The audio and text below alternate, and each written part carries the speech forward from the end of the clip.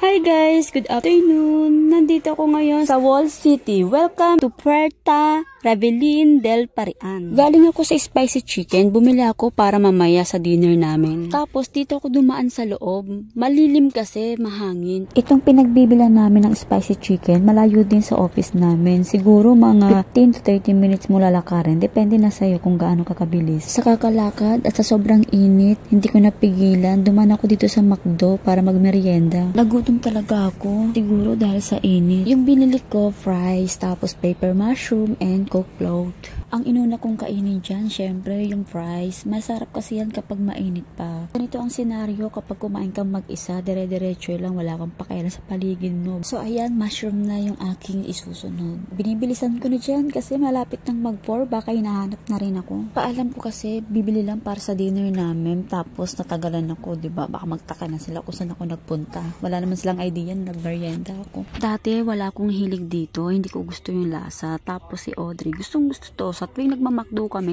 ito yung lagi niyang ino-order. Nung natikman ni Dos, naging favorite na nilang dalawa. Paminsan-minsan, okay din kumain na solo lang tayo. Wala tayong ibang iniisip kundi sarili natin. Higit sa lahat, makakapag-focus ka sa pagkain mo. Sa tuwing kumakain kami sa labas, nakagawian na namin na bago umalis, nililinis muna namin yung table. Hindi namin iniiwan hanggat hindi namin nalilinis. Nakakahiya kasi. Yun lang, tapos na.